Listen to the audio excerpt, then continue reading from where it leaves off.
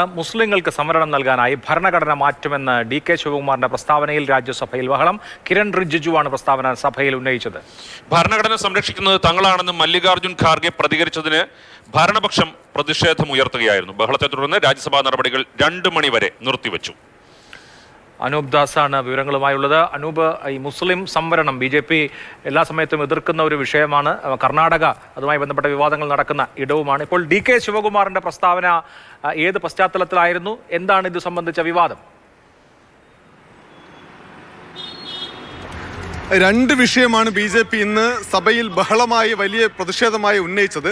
അതിൽ ഒന്നാമത്തേത് ഈ ഡി.കെ. ശിവകുമാർ കഴിഞ്ഞ ദിവസം CNN News 18 ഒരു പരിപാടിയിൽ പങ്കെടുത്തുകൊണ്ട് ഈ ഭരണഘടനയിലെ വരുത്തേണ്ട ഉൾക്കൊള്ളിക്കേണ്ട ചില കാര്യങ്ങളെക്കുറിച്ച് സൂചിപ്പിച്ചിരുന്നു.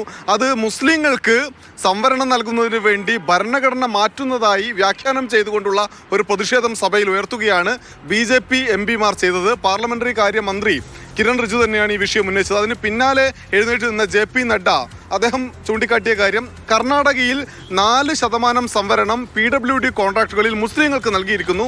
ഏതെങ്കിലും ഒരു മതവിഭാഗത്തിന് സംവരണം നൽകുന്നത് ഭരണഘടനയ്ക്കെതിരാണ്. ഭരണഘടനയെ സംരക്ഷിക്കാൻ എന്ന് പറഞ്ഞ് രംഗത്ത് വരുന്ന കോൺഗ്രസ് തന്നെ ഇങ്ങനെ ഭരണഘടനയ്ക്കെതിരെ നിൽക്കുന്നു. ഇതിന് മറുപടി പറയണം മല്ലികാർജുൻ ഖാർഗെ എന്ന ആവശ്യമാണ്.